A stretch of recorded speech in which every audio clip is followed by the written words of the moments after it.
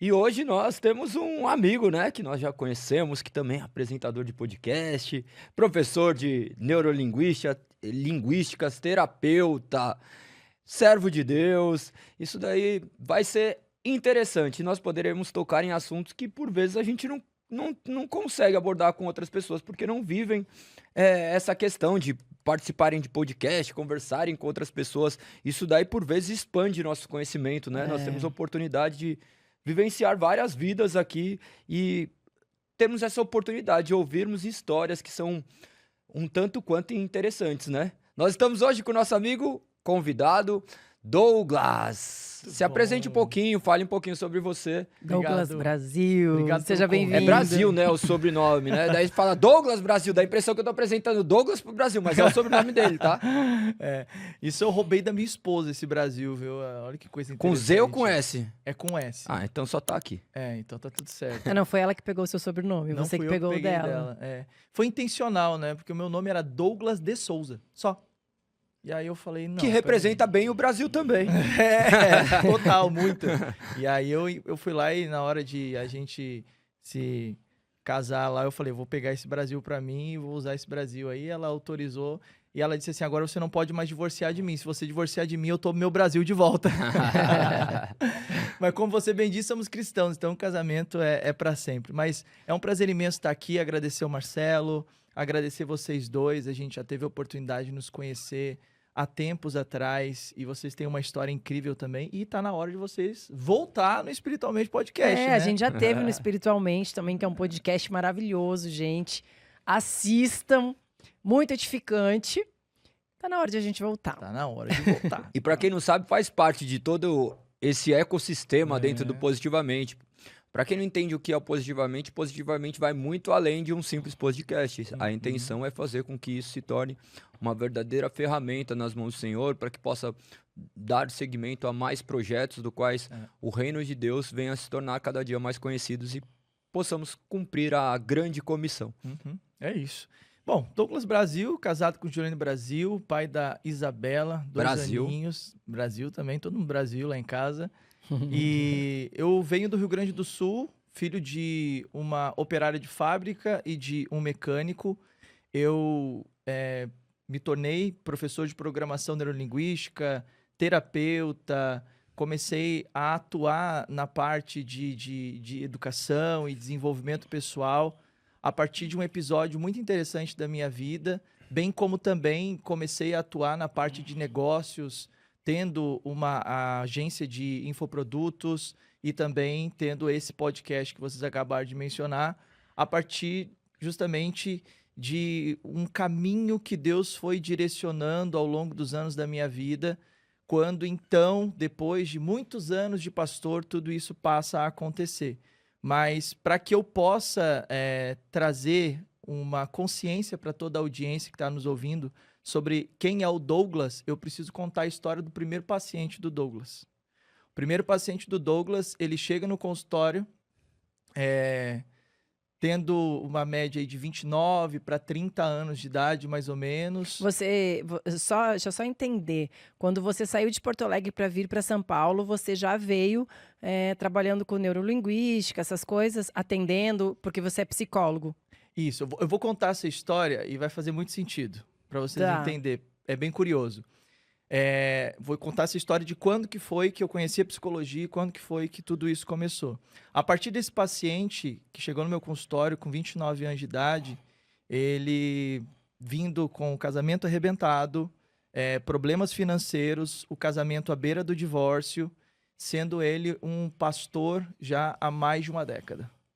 E essa primeira experiência com essa pessoa foi quando então se descobriu questões do passado com relação a abuso infantil, abuso sexual e também com relação à parte de violência doméstica, que isso era uma coisa que não era muito claro para essa pessoa e que isso foi descoberto a partir de uma experiência de um burnout, que é um esgotamento por conta de frustração do trabalho, por conta de insatisfação no relacionamento, por conta de excesso de atividades, desconforto. E esse primeiro paciente era eu. Eu sou esse cara que lá atrás, ainda com 10 anos de idade, foi vítima de abuso sexual por um vizinho, onde esse vizinho fez um convite, eu era pequenininho, meu pai trabalhando, minha mãe trabalhando, a família toda trabalhando, e eu fui convidado por esse vizinho para ir até a casa dele, onde lá na casa dele, então, eu fui abusado. Isso ficou entre mim e Deus e mais ninguém. Foi uma vez só? Foi uma única vez, e eu não falei isso para ninguém, não compartilhei com ninguém. 10 anos. 10 anos. Não compartilhei com ninguém, não dividi isso com ninguém. E os anos, eles foram passando e todo aquele que é vítima de abuso sexual, ele começa a ter várias disfunções por conta justamente desse abuso. E eu comecei a ter essas disfunções, eu comecei a ter dificuldade de aprendizagem, eu comecei a ter dificuldade de relacionamento, eu me tornei introspectivo. Você pensava nesse abuso? Eu não pensava porque, dentro daquilo que eu fui entender posteriormente, essa era uma memória recalcada.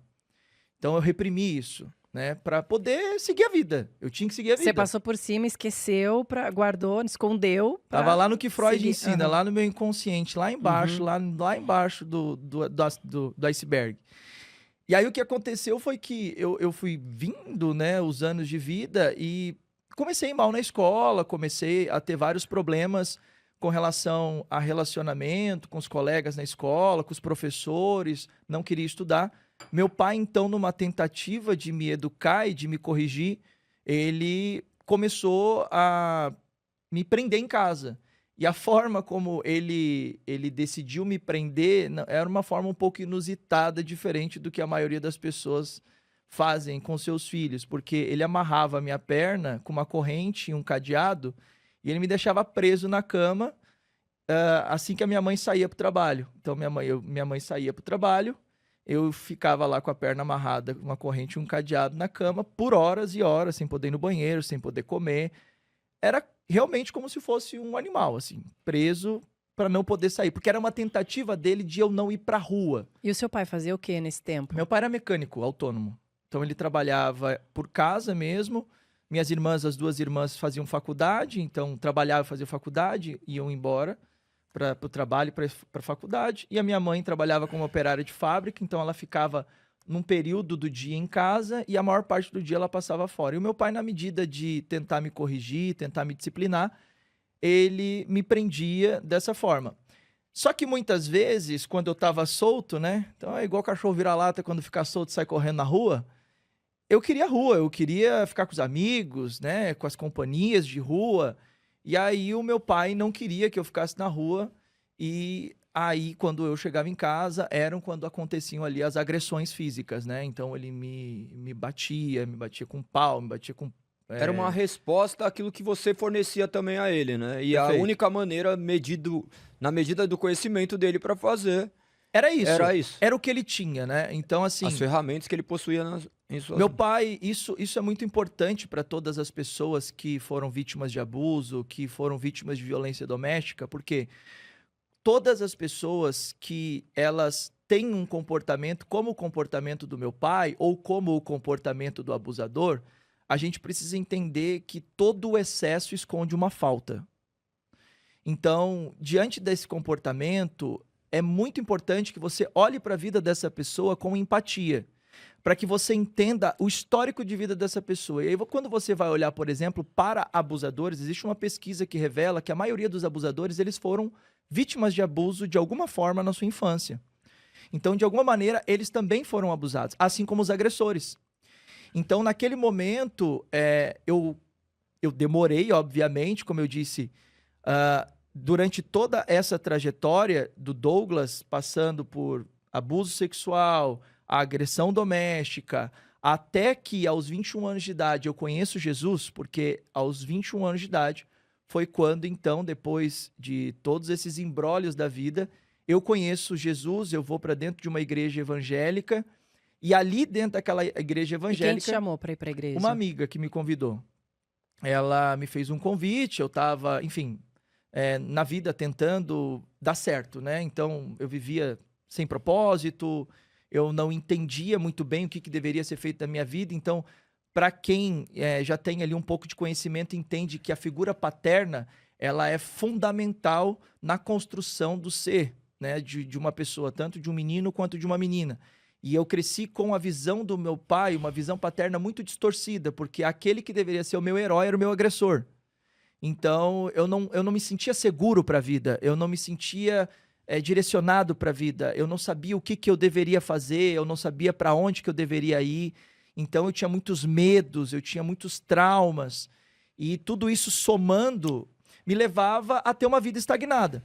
E aí, quando eu recebi esse convite dessa amiga, eu estava bem mal, assim, porque meus relacionamentos não davam certo, minha carreira não dava certo, eu não estava bem nos estudos, então nada ia para frente. E quando ela me convidou para ir até a igreja, eu vi ali uma centelha de oportunidade, aquela luz no fim do túnel. Eu falei, mas será?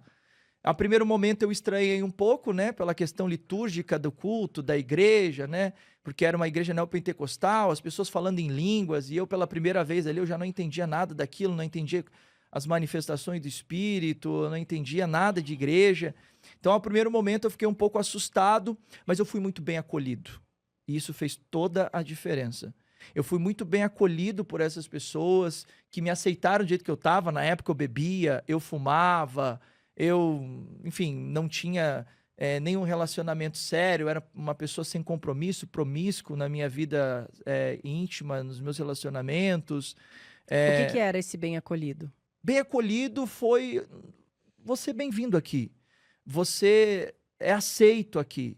Porque, veja bem, dentro dessa busca que eu sempre tive com relação a me tornar alguém relevante, por não ter recebido esse acolhimento do meu pai, eu buscava isso fora. Querendo sempre provar que você era bom, que você era suficiente.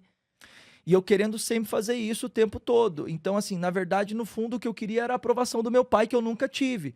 Porque o meu pai sempre me tratou como se eu fosse uma aberração na família. Ah, suas irmãs têm faculdade, suas irmãs são bem-sucedidas, você não é nada, você não estuda, você reprovou 5 anos na 5ª série, você foi expulso da escola, você não quer nada da vida.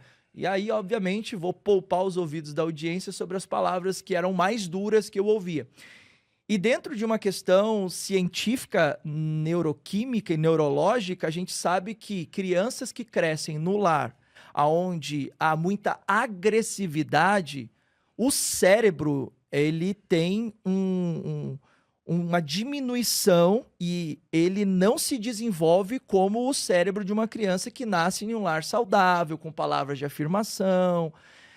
Por exemplo, tem um estudo científico não tão comprovado, mas que faz muito sentido, até com a Bíblia, o que Tiago fala e o que a Bíblia fala, acerca da importância das palavras, que a Bíblia diz que nas palavras a vida e a morte. Masaru Emoto, ele fez uma pesquisa onde, a partir de partículas de moléculas de água, ele realizava alguns tipos de sons, e cada tipo de som, de emissão sonora, as partículas de água, a partir do momento de congeladas, elas adaptavam-se a um formato. E ele percebeu que, dependendo do som, a molécula de água ela tem uma forma. E a pesquisa ela está muito atrelada ao fato de que nós, dentro da construção do nosso corpo, nós temos parte carbono e parte água. Nós somos aí uma média de 70% líquido.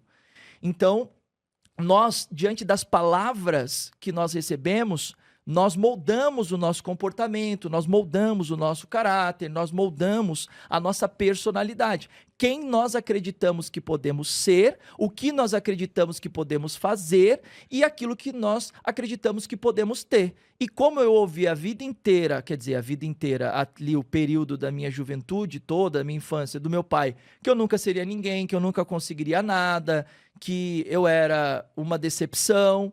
Então eu buscava a aprovação, eu buscava acolhimento. Mas sempre com aquele eco, né? Você é uma decepção, total. Né? O diálogo interno, dentro da programação neurolinguística, a gente chama isso de diálogo interno, que é aquela voz, que não é uma voz, mas que a gente configura como se fosse uma voz.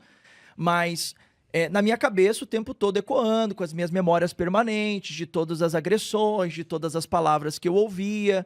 Então eu cresci num lar muito disfuncional, com um pai muito disfuncional, onde eu buscava esse afeto, né? Eu buscava essa força, eu buscava esse carinho, eu buscava essa segurança, esse porto seguro. E aí, quando eu encontrei essas pessoas na igreja, e essas pessoas me acolheram, e aí eu percebi que então eu poderia ter uma perspectiva de futuro diferente por conta desse ambiente seguro, porque eu entendi que aquele ambiente era seguro, porque as pessoas não me ofenderam porque eu fumava ou porque eu bebia. As pessoas não me criticaram porque eu ficava com várias meninas ou tinha relações sexuais com várias meninas. As pessoas não me criticavam porque eu não era bem sucedido no trabalho, nos estudos. Pelo contrário, elas olharam para mim e disseram: olha, o Senhor, Deus, te aceita como você é. E eu falei: mas não é essa a configuração que eu tenho. Para eu ser aceito, eu tenho que ser bom, eu tenho que ser estudioso, eu tenho que ser trabalhador, eu tenho que ser bem-sucedido, eu tenho que ter muito esforço, tem que ser duro, porque essa foi a mentalidade do meu pai. E aí entra um ponto importante do porquê as pessoas são como elas são. Meu pai perdeu o pai dele aos 6 anos de idade. E aí, aos 6 anos de idade, quando ele perde o pai, que foi assassinado, o pai dele, ele então tem que ficar com a mãe, e a mãe cuida de 3 filhos. Dos 2 filhos, dos 3 filhos, tem oportunidade de estudar. Ele não.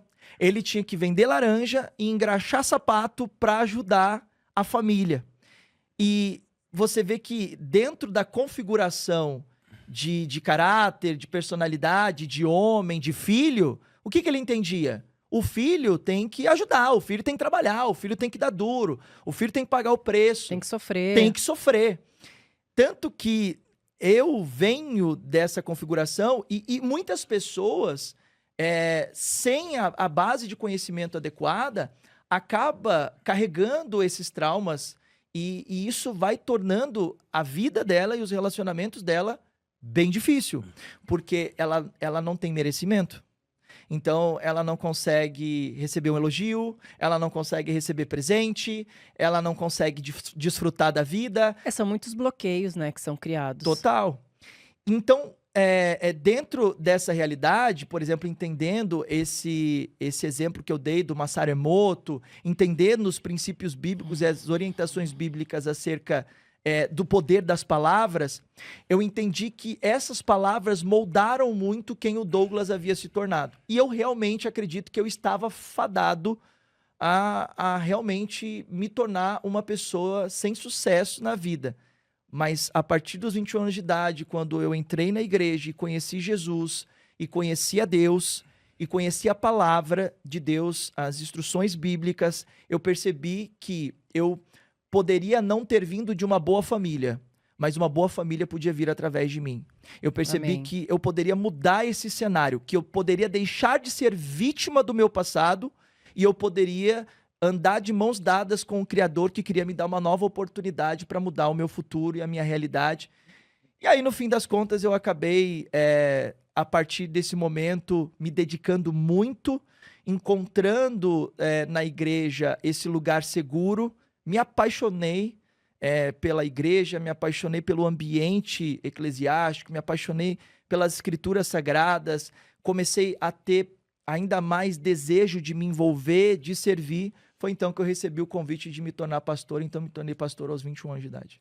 Amém. Caramba, com 21 anos. No mesmo ano você já se tornou Mesmo pastor? ano, foi um ano, foi tudo muito rápido. Meu Deus.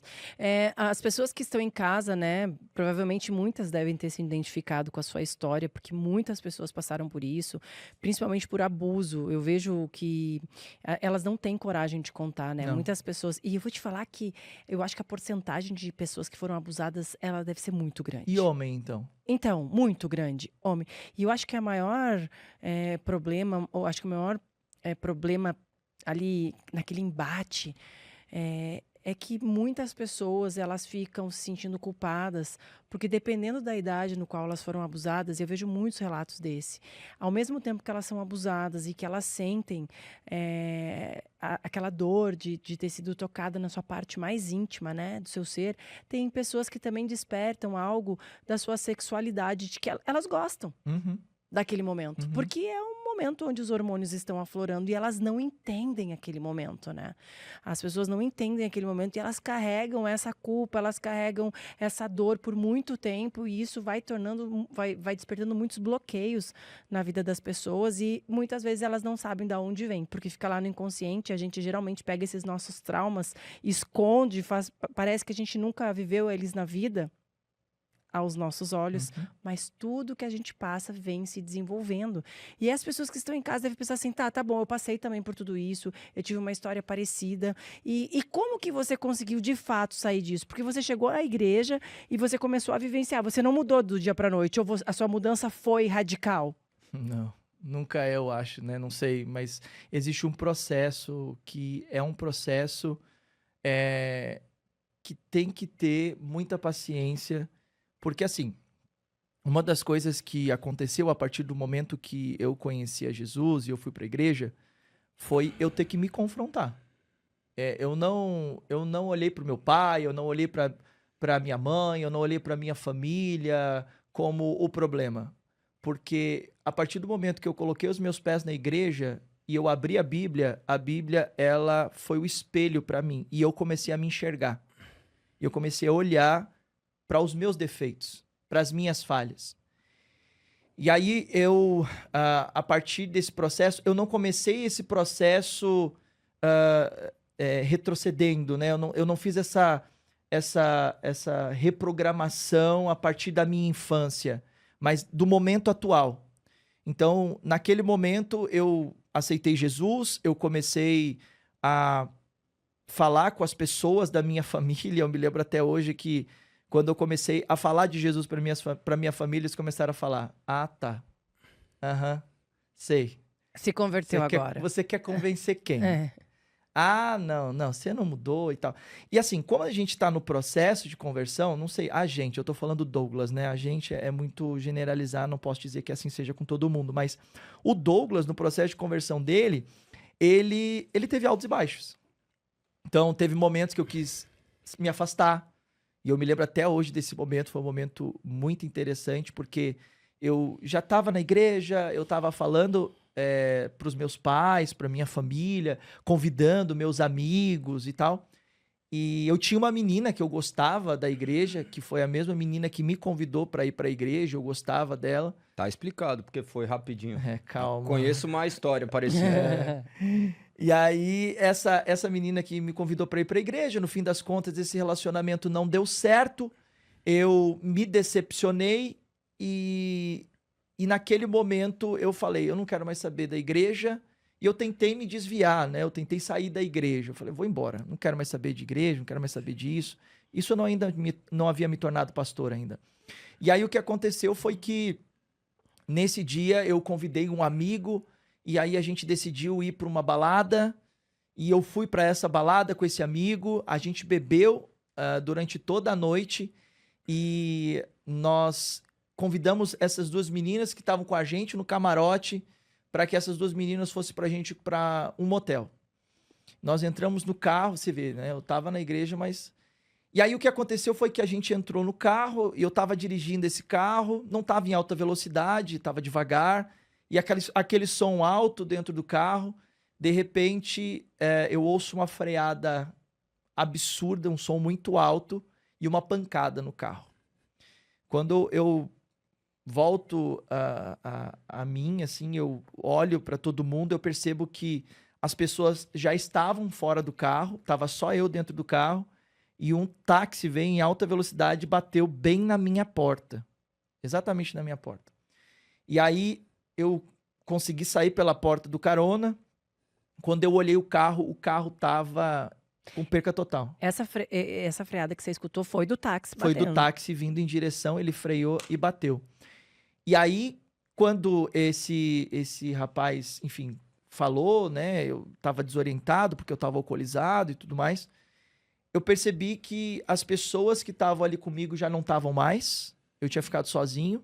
Meu Deus. Eu tive que ligar pro meu pai, mais uma vez, uma decepção.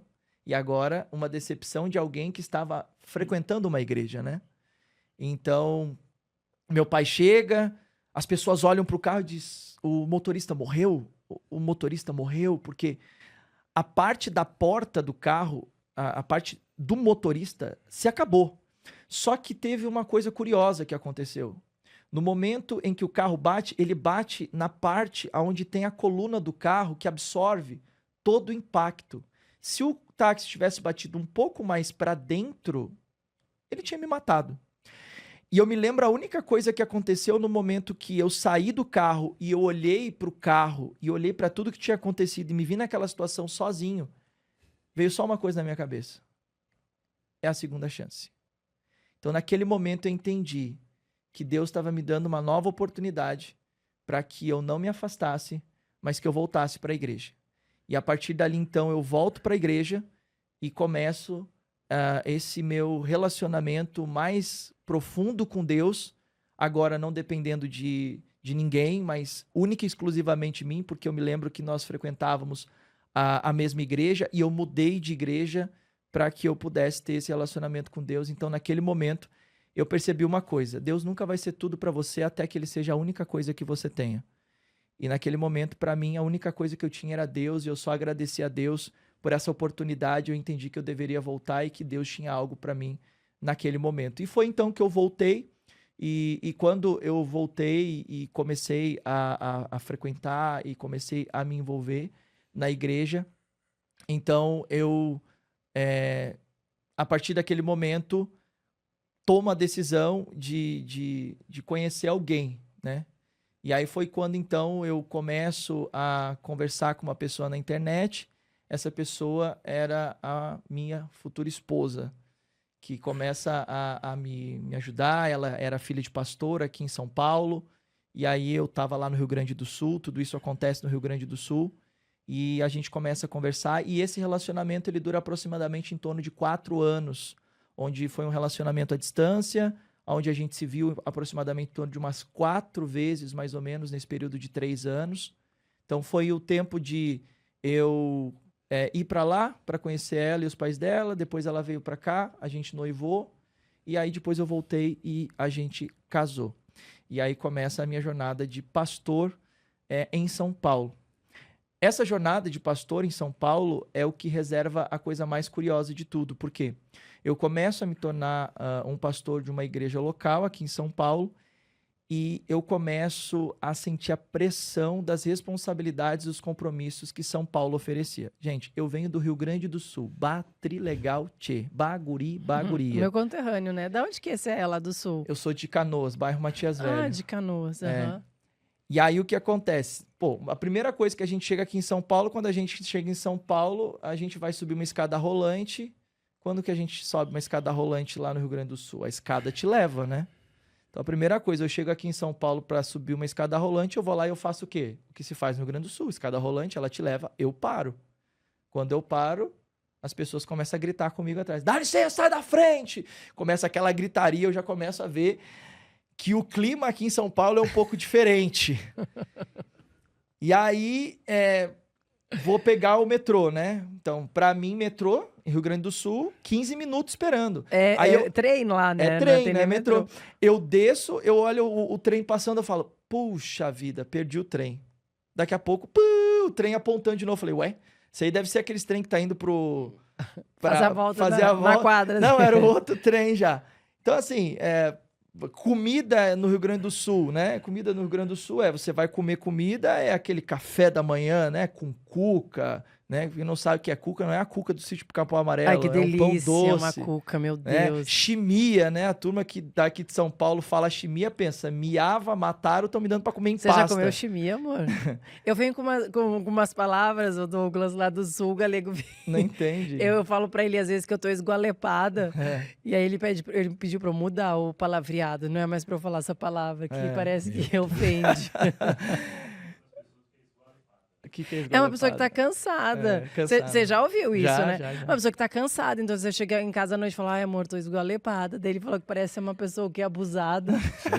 Nossa, horrível. E aí, pô, aqui em São Paulo é o pão na chapa e o cafezinho, né? Então, mas essa questão de dialeto, de e lá em comunicação Porto Alegre e cultura... é cacetinho, vai me dar um cacetinho. Exatamente, eu cheguei aqui pedindo cacetinho, as pessoas já começaram a me olhar atravessado.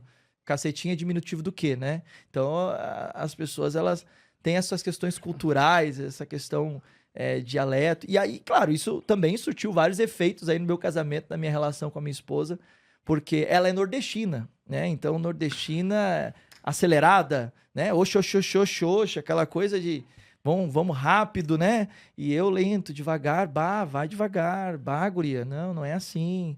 Enfim, e eu tô só contextualizando de uma maneira mais bem-humorada aquilo que foi algo que causou muitos conflitos. Que, na verdade, os conflitos, desculpa, pessoais. Douglas, mas não foi o fato de você ter mudado para São Paulo, eu acredito, e nem em Porto Alegre. É realmente a responsabilidade de um casamento e de uma igreja, né? Exato. Porque, para quem não sabe, são muitas responsabilidades. Demais. Galego aí, vocês dois têm uma igreja, vocês sabem como é que é cuidar de pessoas.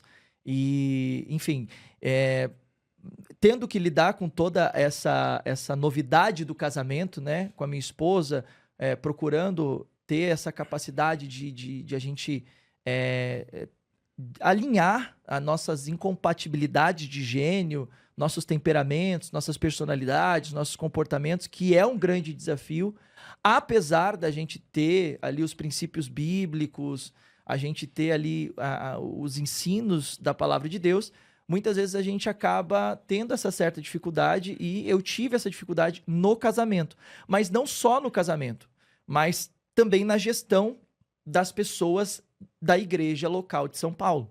Por quê? As pessoas, elas não tiveram tanta paciência com o meu jeito, mais devagar, mais tranquilo, enfim. E eu também não consegui me adaptar muito bem, e as cobranças e as responsabilidades que eu tinha como pastor, cuidando de um ministério em São Paulo, no Rio Grande do Sul, era diferente dos cuidados que eu tinha no ministério aqui em São Paulo, e isso começou a me sobrecarregar. E dentro disso tudo, foi aonde, então, um certo dia, diante das responsabilidades do casamento, diante das responsabilidades do ministério, das contas que tinha que pagar, diante das próprias questões emocionais mal resolvidas, Dos seus próprios traumas. eu cheguei no limite. E aí entra um ponto interessante que aquilo que Freud, por exemplo, ele fala acerca do id, do ego, do superego, daquela tricotomia que ele fala acerca da personalidade, de como que o ser se desenvolve. Aquilo começou a fazer sentido a partir do momento que eu me encontro nessa situação de gatilho, né? Porque, para quem não sabe, o gatilho é uma motivação, é algo que parte algo externo que movimenta algo interno que há em você. E aí, obviamente, dentro daquilo que o Freud fala, começou a despertar aquela parte mais descontrolada minha, né? Aquela parte mais infantil, aquela parte mais descontrolada, desequilibrada. E eu simplesmente comecei a entrar nessa estafa, comecei a não querer mais a responsabilidade do casamento, não querer mais a responsabilidade da igreja. Eu comecei a diminuir a minha frequência nas pregações. Minha esposa teve que me ajudar na época para conseguir pregar, para me ajudar na igreja, e chegou o momento que eu fui parar no hospital. Então, quando eu paro no hospital, eu me deparo com o médico olha para mim e pergunta: o que você faz? E aí eu tenho que olhar para o médico e dizer: então, sou pastor. Ele: pastor, você está muito estressado, você está muito sobrecarregado. Quais eram os seus sintomas? Era ansiedade, né? Então, ataque cardíaco, pupila dilatada, sudorese, insônia, falta de apetite, gastrite, dor nas costas, cansaço excessivo, desesperança, falta de credibilidade em mim mesmo, comecei a ter uma baixa autoestima muito grande, comecei a perder o interesse pela minha esposa, baixa libido, comecei a ter tendências à busca pela compulsão por doces, comecei a querer ficar dormindo demais, ficar deitado demais, imóvel demais, comecei a perder o interesse pelas responsabilidades, então não queria mais saber de cuidar do dinheiro, não queria mais saber de cuidar da casa, não queria mais fazer tarefa nenhuma. Cheguei nesse limite. Eu simplesmente não queria mais responsabilidade e compromisso com absolutamente nada. E aí, nisso, ele fala que eu precisava me cuidar, que eu precisava buscar ajuda e que esse problema era um problema emocional. Foi aonde, então, algo que eu nunca havia dado atenção no ministério onde eu estava, nem como pastor. Eu nunca havia me preocupado em estudar sobre, ler sobre. Então, eu busquei um apoio através de um amigo que era conhecido meu, que me indicou para falar com uma pessoa que palestrava. Fui nessa palestra dessa pessoa e aí eu conheci um conteúdo de um profissional chamado Anthony Robbins, que tem um livro chamado Poder Sem Limites. Eu peguei esse livro e eu comecei a entender, então, um pouco sobre o comportamento humano. E ele fala muito sobre inteligência emocional, né? Isso é uma pergunta, né, que muitas pessoas fazem. Isso não te confrontou, vamos dizer assim, quando você fala de inteligência emocional com a fé, né? Como que foi para sua esposa, por exemplo, que vive dentro da igreja? Ela não aceitou. Não aceitou. Nem ela, nem os meus pastores, nem a liderança. Ninguém entendeu isso, né? E eu também não. E eu vou explicar por que eu não entendi muito bem. Porque o que aconteceu comigo foi o seguinte: a partir do momento que eu comecei a fazer essas leituras, eu comecei a buscar esse conhecimento, eu quis me aprofundar cada vez mais. Foi então, a partir do Tony Robbins, que eu conheci a programação neurolinguística, a PNL. Porque o Tony Robbins é aluno do Richard Bandler. E aí foi aonde, então, eu fui buscar o conhecimento aí da programação neurolinguística com o Dr. Richard Bandler, lá na The Society of NLP, onde atualmente eu atuo como professor de programação neurolinguística, não na The Society of NLP, mas tenho a minha formação por lá, mas atuo aqui no Brasil como professor de programação neurolinguística, dando aula, ensinando as pessoas acerca de como que elas desenvolvem essa habilidade de ter esse equilíbrio emocional, como que elas lidam com essa questão do seu inconsciente, enfim, para que elas tenham mais qualidade de vida. E aí o que acontece? A partir do momento que eu comecei a buscar essas formações, eu percebi que, a partir disso, nós tínhamos a psicologia, que eu nunca tinha estudado, nunca tinha me aprofundado. Não sabia nada de teologia, não sabia nada de psicologia. Eu era um pastorzinho simples naquela igreja que pregava aquilo que era muito básico. Você tinha intimidade com o Senhor? Olha, Lizzy, para falar a verdade, não. Olhando para a realidade de tudo que aconteceu, da forma tão drástica que eu me afastei, eu não tinha. Isso é muito importante, né? Porque às vezes quando a gente olha as pessoas que estão dentro da igreja, mas ele é crente, mas ele vai para a igreja, ou é um pastor, né? Às vezes é um profissional de púlpito. Simplesmente. Porque o que a gente tem que ter é um relacionamento com o Senhor. Aprendeu a pregar. Quando você vê, quando eu falei aqui para vocês, né? Que eu falei assim, eu, com 21 anos de idade, conheci Jesus, fui para a igreja, me batizei e tudo mais. E aí, 21 anos de idade, 22 anos de idade, eu era pastor. O Galego falou, tão rápido assim? Por quê? Realmente foi rápido. Foi tudo muito prematuro, na minha opinião. Eu enxergo isso hoje. Porque eu não tive o preparo. Eu não tive o preparo bíblico, teológico, eu não tive a instrução adequada. Enfim, mas olhando para a realidade daquilo que Deus faz, entendendo que tudo coopera... E que Ele permite? Tá tudo certo. Eu entendo que hoje, tudo o que eu passei e tudo o que eu vivi, me permitiu me tornar quem eu sou hoje, inclusive tá aqui no espiritualmente, perdão, Marcelo. Perdão, Lizzy Galego. No Positivamente Podcast, aqui no Positivamente, né? E tá compartilhando essa história com tantas pessoas que eu sei que eu vou causar um impacto na vida dessas pessoas. Isso só foi possível porque eu passei pelo que eu passei. Não que eu tenha, ou que as pessoas tenham que passar por dores e sofrimentos. Mas essa é a sua história. É a minha história. Nossas experiências não geram doutrinas bíblicas, né? Exato. Então, o que a gente tem que ter maturidade sempre é entender que a vida é de maneira individual. E Deus nos deixou praticamente tudo aquilo que ele gostaria que a gente compreendesse por intermédio da palavra.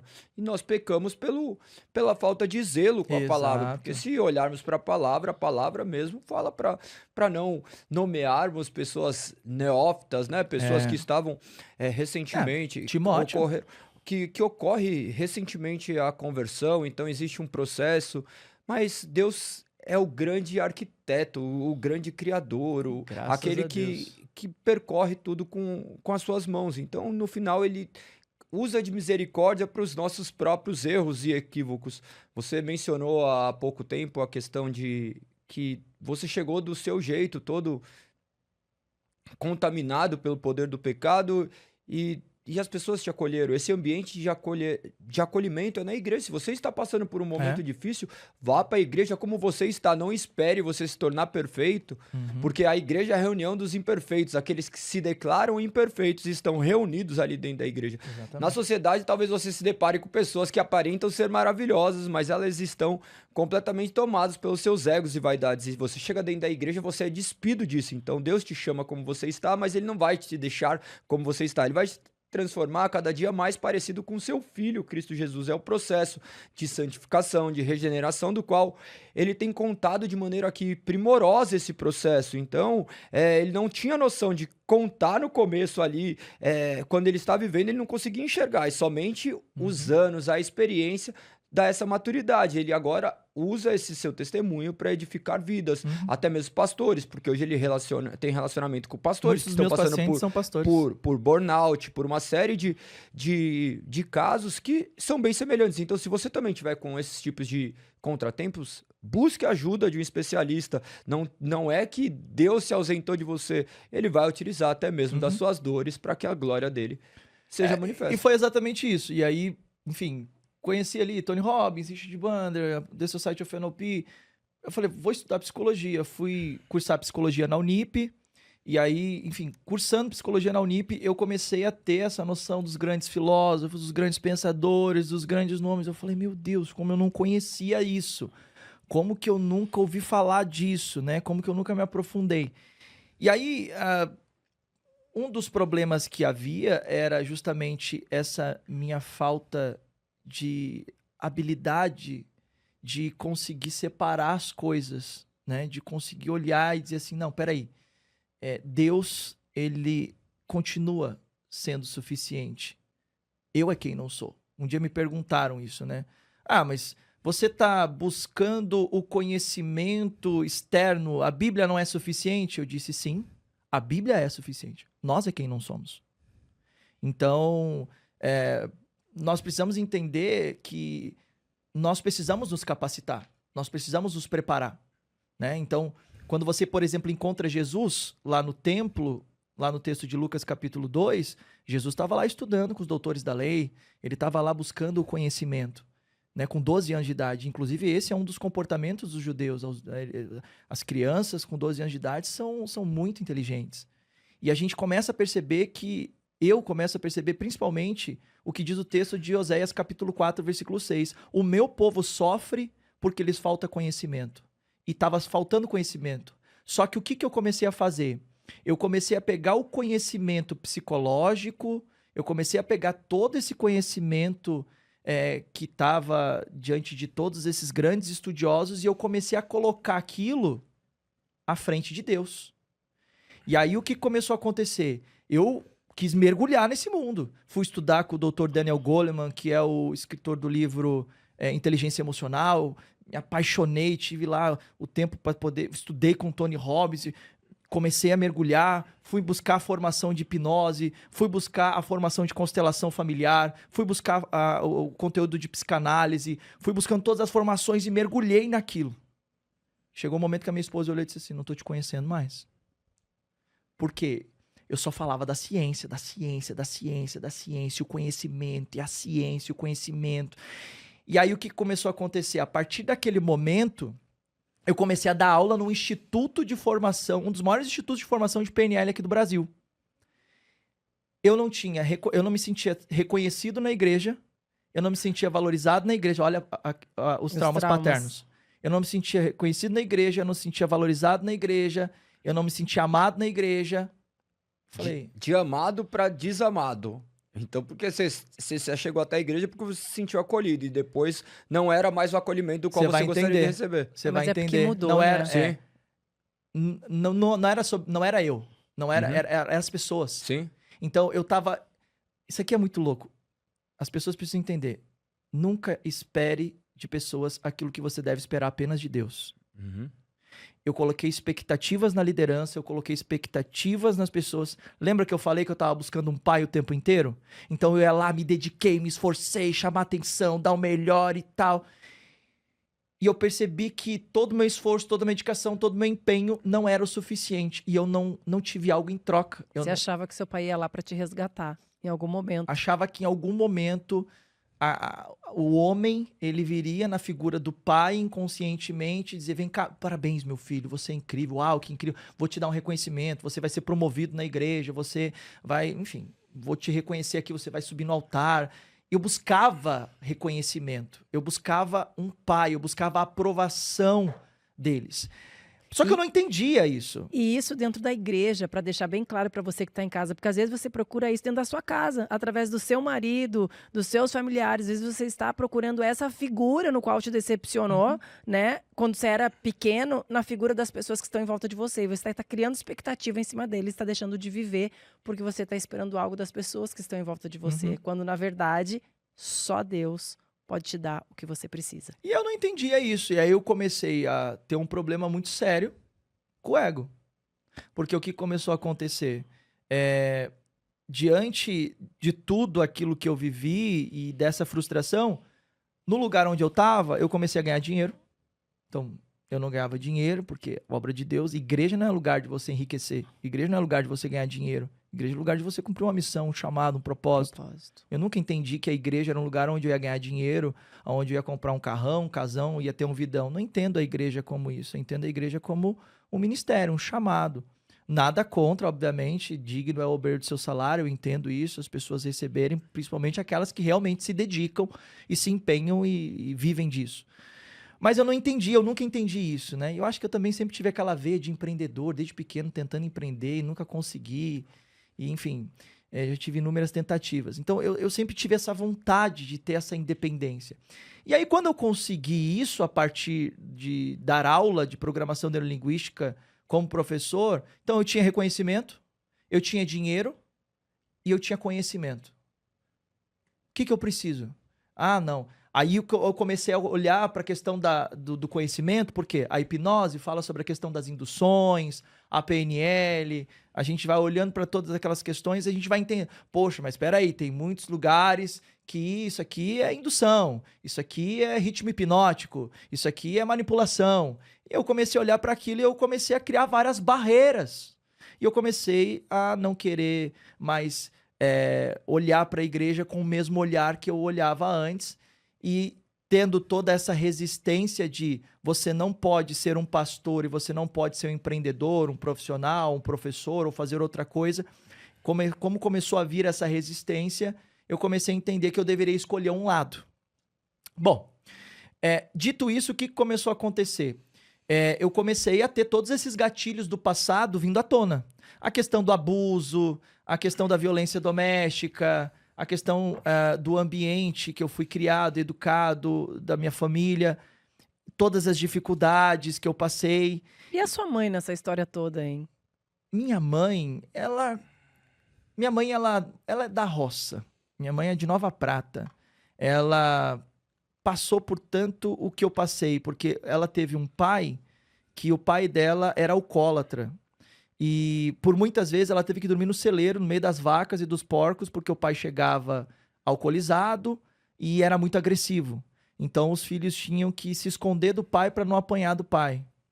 E ela veio do mesmo cenário, saiu jovem de casa, 18, 20 anos mais ou menos, saiu lá do interior do Rio Grande do Sul, veio para Porto Alegre para ganhar a vida, conheceu o meu pai foi o único homem dela. ela teve que lidar com muitas disfunções do meu pai, acerca de adultério, traição, disfunções do meu pai que meu pai teve. Minha mãe, Mas se acostumou com aquilo. ela olhou para aquilo e disse, é isso, não tem outra alternativa. E ela foi suportando tudo. Ela é viva ainda? Ela é viva, meu pai não é mais.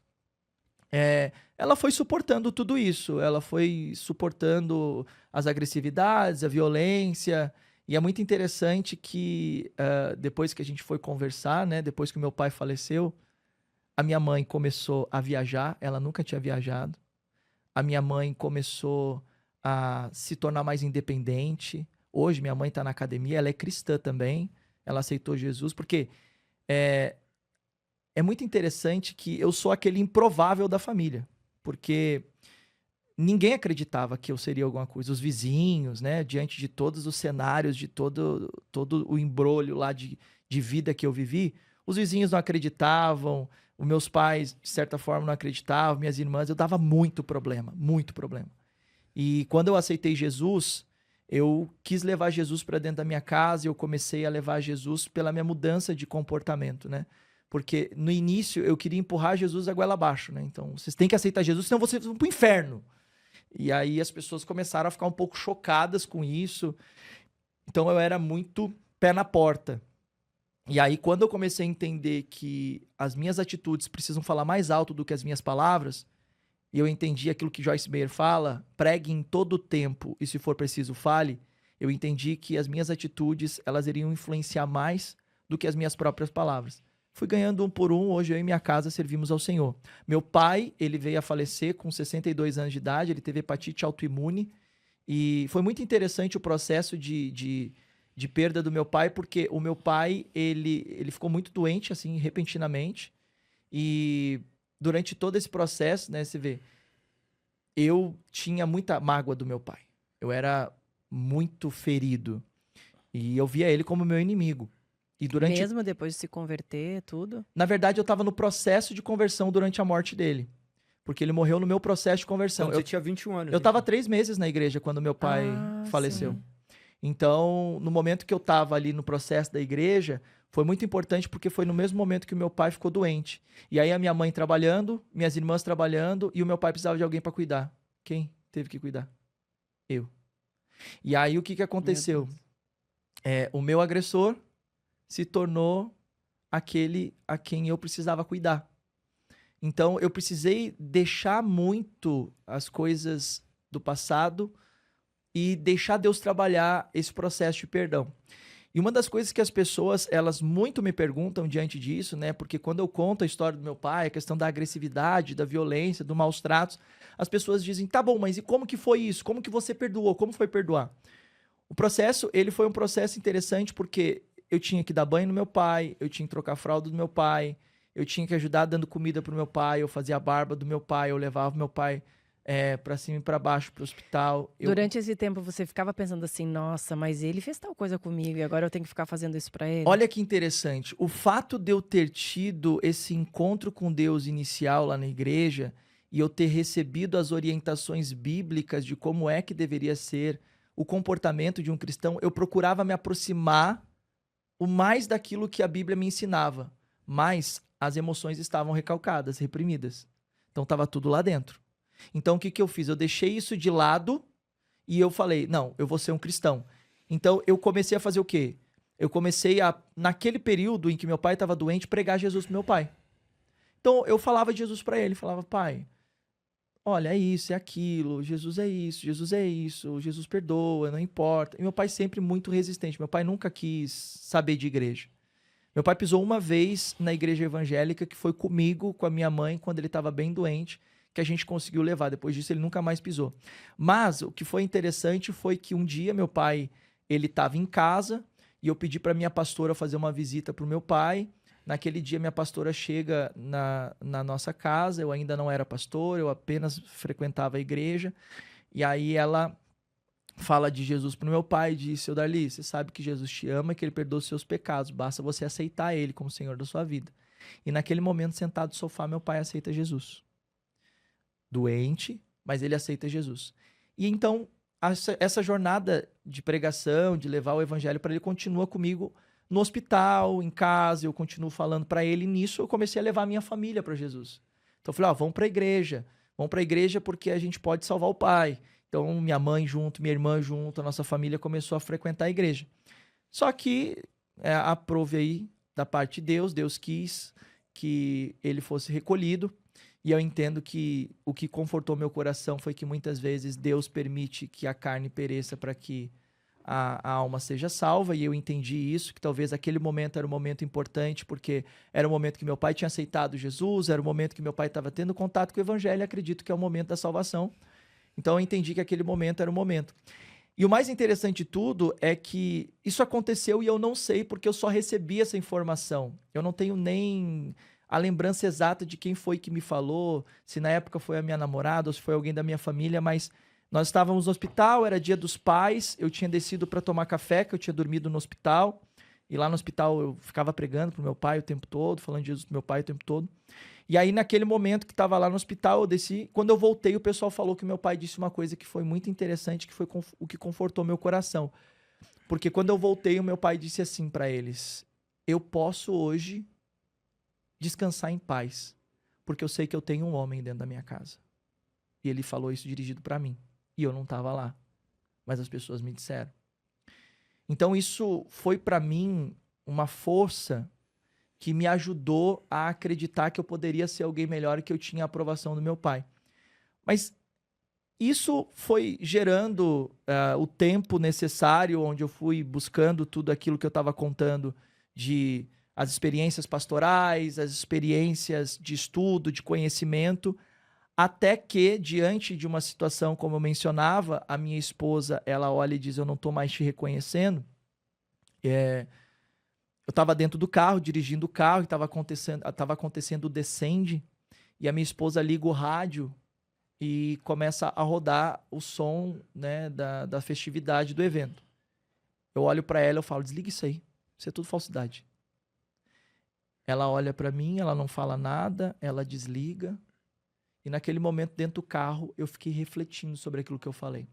Eu voltei para casa naquele dia, a gente não falou nada, nem eu e minha esposa. Eu entrei no meu quarto e tem um louvor do J Neto, que o louvor ele faz assim, ó, ele diz assim, ó, não me deixes sozinho, nem por um minuto, por favor.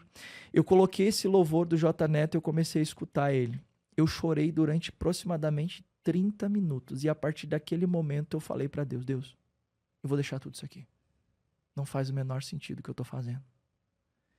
Eu cheguei na minha esposa, olhei para ela e falei, eu vou sair da Eusébio, eu vou deixar de dar aula de programação neurolinguística lá e eu vou fazer outra coisa, eu ainda não sei o que exatamente, mas eu vou cuidar do ministério, eu vou voltar para a igreja, eu quero cuidar do ministério, eu tenho um chamado, eu não quero deixar esse chamado, não importa o que aconteça.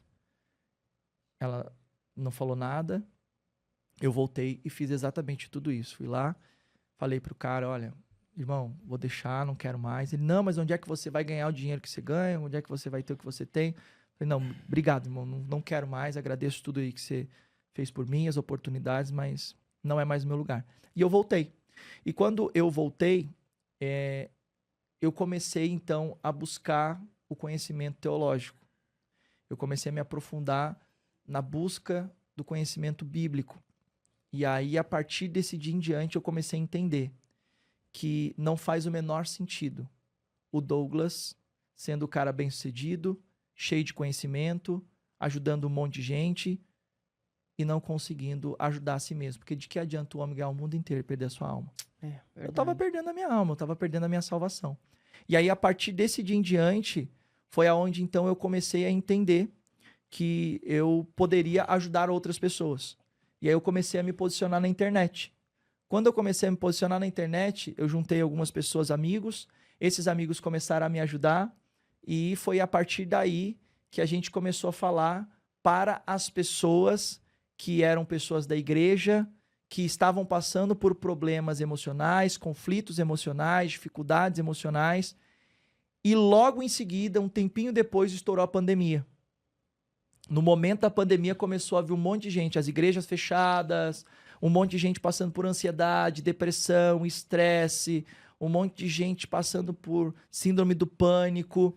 E eu lá na internet falando, e as pessoas começaram a me procurar. Um monte de pastor começou a me procurar, esposa de pastor, filho de pastor, um monte de irmão da igreja, dentro e fora da igreja.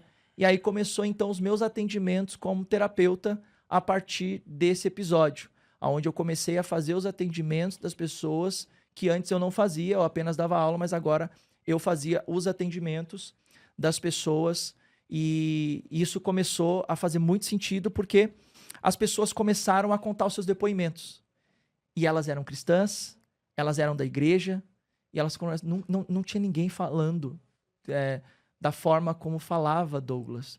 E eu não sabia que dava para cuidar disso. Eu tô passando por isso, eu passei por isso. Um monte de gente falando que se tratava com psiquiatra, com psicólogo, e que fazia isso em silêncio, não falava nada para ninguém, porque tinha medo. Principalmente quem está na igreja, né? Tem muito medo do julgamento. Eu, há uns 2 anos atrás, passei por isso também, Douglas, vendo você falar. E o que eu mais me questionava era como que eu, que estou na igreja, ministro a palavra, crente, estou passando por isso. A gente mesmo não aceita, né?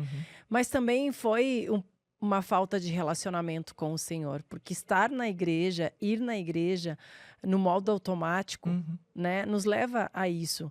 Não é só, eu preciso acordar, preciso ir para a igreja para marcar ponto, para dizer, olha, gente, vou na igreja. Você precisa ter um relacionamento genuíno, verdadeiramente com o Senhor, né? Entregar com o Senhor todos os dias, conversar com o Senhor, conversar com o Espírito Santo, para que Ele te responda, né? A gente pergunta para tantas pessoas, a gente questiona tantas vezes, a gente fala, eu quero um amigo para me ligar, eu quero um amigo para conversar, quando na verdade você deve chamar o Espírito Santo, né? O Senhor, conversa você comigo, sabe? Me manda você uma mensagem.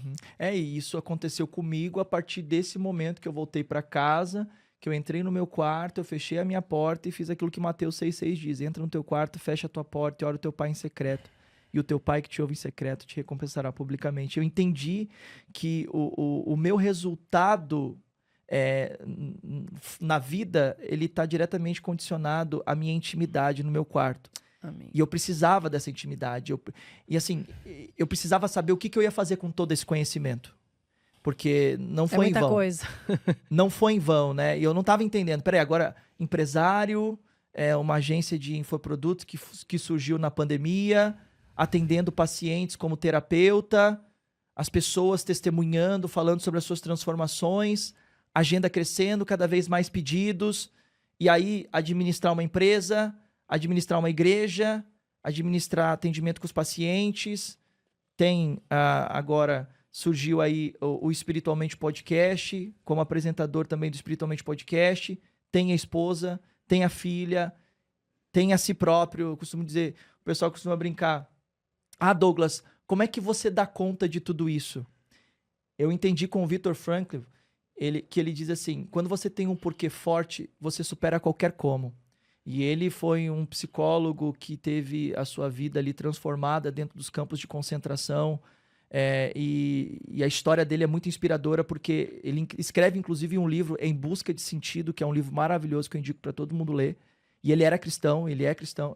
E aí, nesse período, ele como cristão lá dentro começou a ver as pessoas, né, que comiam sabão com seu peso abaixo e as pessoas ali diante de um momento de dificuldade, uma ajudando a outra, e naquele momento ele começa a perceber que aquilo que muitas vezes Freud ensinou lá atrás não faz sentido na sua totalidade, porque quando Freud vai lá e ensina que tudo é com base na libido, nos impulsos humanos, ele vem e ele mostra que não é, porque as pessoas estavam lá, por exemplo, dentro do campo de concentração, passando fome e necessidade, e elas compartilhavam umas com as outras, porque elas eram pessoas que tinham o seu temor a Deus, né? Então, quando você tem Deus na sua vida, quando você realmente tem um encontro com o Senhor, as dificuldades elas se tornam pequenas. Porque a partir desse momento você passa a entender que você não precisa ficar mostrando o seu grande problema para o seu Deus, mas você precisa mostrar o seu grande Deus para o seu problema. Amém. E a gente tem problemas, a gente tem dificuldade, nós terapeutas e profissionais que atuam na área do cuidado humano, da saúde mental, a gente também tem os nossos altos e baixos, a gente também tem as nossas dificuldades. E a gente tem que administrar várias coisas o tempo todo. E eu entendo que quando você tem o Senhor na sua vida como o seu maior terapeuta, porque eu entendo que Jesus ele foi o maior terapeuta de todos os tempos. Eu entendo que ele foi esse refúgio, esse lugar de segurança, esse lugar de calmaria, esse lugar de paz. Quando você tem o Senhor Jesus na sua vida, o fardo fica mais leve. É o que diz o texto da Bíblia lá de Mateus. Vinde a mim todos vós que estáis cansados e sobrecarregados, e eu vos aliviarei. No Senhor a gente encontra esse alívio, no Senhor a gente encontra esse descanso, no Senhor a gente encontra essa força, esse conhecimento, para que a gente possa dar conta de tudo. Para que a gente possa administrar todos os desafios e todas as dificuldades que a gente enfrenta na nossa vida. E por isso que a palavra fala que nós precisamos orar dia e noite sem cessar, né? Porque se a gente se distrair, se a gente olhar para aquilo que é oferecido diariamente a todos nós, a gente se desvia. É muito fácil se desviar, porque os prazeres que são oferecidos, a necessidade da nossa carne, ela é muito corrompível. Foi um grande testemunho, olha, Douglas, foi um grande testemunho, realmente um agir de Deus, né? Porque às vezes quando a gente olha para a nossa vida, depois de tanto tempo você consegue ver as mãos do Senhor. Provavelmente naquelas situações, todos nós, quando nós estamos passando pelo vale, pelas tempestades, né? A gente não consegue ver o agir de Deus, muitas vezes duvida. Será que realmente é o Senhor que está me permitindo passar por isso? Mas nós cremos que sim, que o Senhor está no controle de todas as coisas, que mesmo quando o inimigo toca na sua vida, é permissão de Deus para que algo grandioso aconteça, para que haja transformação, para que haja cura, para que haja desenvolvimento, para que haja algo soberano da parte de Deus, porque Deus nunca sai do controle de nada. Maravilhoso. Maravilhoso poder escutar um pouquinho de histórias, né? E provavelmente todo essa sua discernimento passa por todas as pessoas que passaram na sua vida, agora ainda mais com um podcast também, onde vocês têm a oportunidade de falar com mentes que passaram milhares de outras situações. Esse compartilhamento é de extrema importância. Então, você que está na sua casa, tenha ao seu lado pessoas que possam testemunhar aquilo que Deus fez, ouvir história de outras pessoas, porque isso tudo vai gerar amadurecimento e crescimento em nós. E é um enorme prazer ouvir um pouquinho mais da sua história. Muitas coisas nós já tínhamos compartilhado, já sabíamos, mas é muito importante outras pessoas também terem a oportunidade de conhecer a história de mais um homem transformado por Deus, regenerado por Deus, nesse processo eterno de santificação e regeneração. Maravilhoso, é um enorme prazer escutar a sua história e nós temos um presente para você. Ele estava ansioso. Abre a caixinha, Ju. Presente do Positivamente. Obrigado. Ó a voz do além, o Marcelo aqui no meu ouvido. Obrigado, Marcelo. Obrigado, Ju. Obrigado, Galego. Obrigado, Lise. É para abrir pro pessoal ver, né? Vamos abrir pro pessoal ver o que tem aqui dentro. Olha aqui, ó. O Marcelo é o diretor aqui do Positivamente, tá, gente? Vocês devem estar pensando assim, quem é este Marcelo? A voz do além. Aqui, a canequinha. Aqui dentro tem um monte de dadinho, de paçoquinha. Delícia. Eu gosto, viu? Um café, então. Você tomava com chimarrão, paçoquinha ou não? Nossa, sabe quando você tava falando aqui, eu fiquei pensando assim... Aí, gente. Vou começar a trazer um chimarrão, né? Mas... aqui, nesse podcast, é algo tão sobrenatural que acontece. O chimarrão vai pra todo lado, né? Vai erva pra todo lado. A gente parar e ficar tomando chimarrão, papeando, porque é muita emoção, né? A gente fica vidrado nas coisas do Senhor, naquilo que o Senhor faz na nossa vida, como eu falei aqui no início do podcast. É tão bom a gente estar perto de pessoas que falam do Senhor, que te impulsionam, que testemunham aquilo que o Senhor pode fazer. Não vai ser igual na minha vida, não foi igual na minha vida, não foi igual na vida do Galego, não vai ser igual na sua vida, porque cada um aqui tem uma identidade diferente, cada um tem uma história. O Senhor vai usar a gente de formas diferentes, nós somos instrumentos. E eu acho que o que a gente mais tem que ter consciência é isso, que nós somos instrumentos. Nós não somos capazes de nada se não for o Senhor na nossa vida, através de nós. Então, que a gente se coloque à disposição e fale, Senhor, eis-me aqui. Tudo que acontece de bom é Ele, tudo que acontece de ruim vai na nossa conta, porque nós somos pecadores, carecemos dessa misericórdia de Deus. Então, é maravilhoso poder escutar essas histórias, assim, ver o cuidado de Deus. Como nós poderemos reescrever a história e saber se você não tivesse amarrado com aquelas correntes, onde você estaria hoje? Então, talvez talvez não.